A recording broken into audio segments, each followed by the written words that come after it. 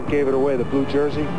Plus, we chew the fat with the Saints' tough guy, Coach Mike Ditka. Same game. Fox NFL Sunday. More attitude. Tomorrow, noon Eastern, 9 Pacific. Now, let's take a bite out of the bad guys with America's Most Wanted. America Fights Back on Fox.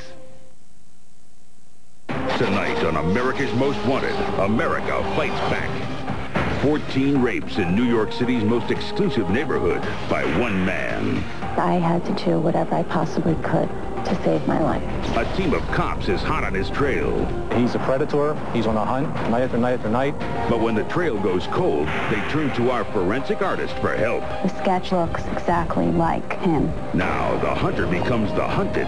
Tonight, you ID him and we'll take him down. It only takes one phone call to catch this guy. Also tonight, so much money and so little time. The latest on the armored car driver who cops say took off with the big bucks, 15 million of them. And the latest on how you can collect the $500,000 reward. And thanks for pampering me like that. What if the guy you're dating turns out to be a con man? Michael in the beginning's an angel, and in the end, he's the devil. We'll take you to hell with him. 4 women get taken by the same quick-talking smoothie. She means absolutely nothing to me. Tonight, they'll teach you how not to get burned by love. Also tonight, she was living the fantasy life until her husband found out. What I do and who I do it with is my business. Torn between 2 lovers, only one can survive. You know I'll do anything that needs to be done. Tonight, we've got a score to settle, because tonight, America's Most Wanted is where America fights back. Now, from our Washington Crime Center, John Walsh. Good evening. New York City has really turned its crime rate around. New statistics show that it's the safest big city in America. But even in one of the most exclusive neighborhoods in the Big Apple, danger is lurking. It's a case that police have been unable to crack for 3 terrifying years. Manhattan's Upper East Side is known for chic apartments along tranquil, tree-lined streets. But at night, this elegant enclave becomes a concrete jungle, prowled by a vicious serial rapist who's had a stranglehold of terror on young women in the neighborhood since 1994. I felt like I had to do whatever I possibly could to save my life. And I remember thinking, if I don't do what he says, I'm going to die. So I said, well, I better do it. We spent time with detectives John Savino and John Baeza, who head up the task force. They've been on the case since the very beginning, and they take their mission to find the East Side rapist right to the streets every day. The East Side rapist is elusive, methodical, and violent. The detectives have vowed to find him no matter how long it takes. They've been chasing his shadow, which only makes an appearance 7 months of each year. Since September of '94, we haven't had any reported attacks in May, June, July, February, or December. The biggest frustration with this case is the fact that for all the victims, there's no closure until this offender is caught. This animal has hunted and raped 14 women, all as they entered their apartment buildings that have no doorman. All of his victims are young, attractive, and slender, and all have felt sheer terror at the rapist's demands. He grabbed me, and he put a gun to my head, right to the side of my head, right here, and told me to go up the stairs. He told me to shut up and not to make any noise. I knew that this man would have no remorse and would not have a single ounce of regret or guilt or sorrow about either killing me or beating me. Hunting a rapist who moves from victim to victim, striking at will, is a frustrating challenge. But the detectives are driven to work 15 to 36-hour shifts to make sure the neighborhood's aware of the threat. When you come home, if you come home late, just make sure the door closes behind you. Right. Actually turn around and push it closed. Right. And if you see anything like that, that's what we're interested in. They haven't caught a break in 3 years, so the detectives brought in renowned forensic artist Gene Boylan. The work began with a walkthrough of the crime scene area. I usually like to go out to see where a crime was committed because it gives me more of a sense of what I can and can't ask or how to approach a specific victim. Jean worked with 4 of the victims, spending 9 hours with each to create a composite sketch.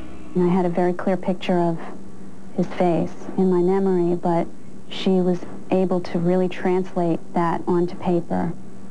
The sketch that we ended up with really looks exactly like him. The most common description I heard among everyone was about these round cherub cheeks. He's described as almost angelic, very baby-faced, very smooth skin, light skin, possibly black, possibly Hispanic, or a combination of both. Once they knew what the rapist looked like, Savino and Baeza needed to get inside his mind. For that insight, they turned to Jim Fitzgerald of the FBI's Profiling and Behavioral Assessment Unit. He's a predator. He's on a hunt, perhaps night after night after night, that he may just choose to sit. And it might very well be a stoop, just like I'm sitting on here, where in fact he'll just sit and he'll wait for his prey to walk by. And it's at that time that he'll respond. And he may be behind them within 5 seconds and inside their door and their foyer within 10 seconds. But he has to take what he wants by force, be it knife point or gun point. He's going to keep doing it until he's caught. Sooner or later, I'm afraid that someone's going to get killed. Over 30,000 people live within the rapist strike zone. Finding him is as frustrating as his frequent disappearing act.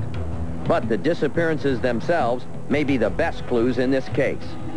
One part of the pattern that does stick out is that, for whatever reason, he decides not to strike between mid-April and mid-August of every year. It may be that his job moves him to some other location. It may be something as simple as a school that he attends shuts down at that time of year and doesn't resume until August. Or it could be something as simple as him someone coming and moving in with him for those 3 months. Perhaps someone else comes back from the job. The attacks have taken place from 64th to 95th Streets between Lexington and York. He's either lived here or lives here now. He's either worked here or works here now. Perhaps he's been to school here. Perhaps he's dated someone in this environment. But he knows this area very well. The rapist's ability to blend in with his surroundings is confirmed by his victims. He was young, he was average, healthy looking, clean. He just looked like the kind of guy where to look at him you would just think he was just an average, typical working guy. The East Side rapist has been scared off and fought off on occasion. Yet he's continued to strike despite the best efforts of the task force. They're hunting him on his own turf and won't stop till they bring him down. Have you seen that yet? No. Are you from town here? No, I'm from Chile? Okay. This is a serial rapist in this neighborhood. Oh, yeah? So if you hang out late at night, be careful. Okay? Yeah. We all have friends. We all have family members that could be his target. Protect them. It only takes one phone call to catch this guy. We hope that phone call comes from you tonight. The East Side rapist is a light-skinned black or Hispanic, 5'8" to 6 feet tall. He's between 20 and 30 years old with brown eyes and long eyelashes. If you have any information, please call us at 1-800-CRIME-TV. Now, here's a reminder to police departments all across the country.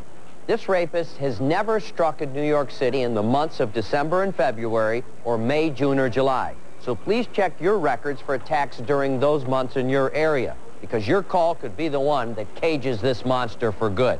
Now stay with us. We're just getting started. Up next, in a Stevie Island paradise, they cook up a plot for murder. How did it happen? What skeletons are hiding in her closet? Find out when we return. And later, he seemed like Mr. Right to her. He acts like he wants you. He acts like you're the queen. He acts like you're his princess. And her? He's just very charming. He becomes everything that you would want in a person. And her. He had a way of making me feel good about myself. These women say one man sweet-talked his way into their bank accounts. Then Mr. Right turned out to be Mr. Wrong. Listen to me, Marshall.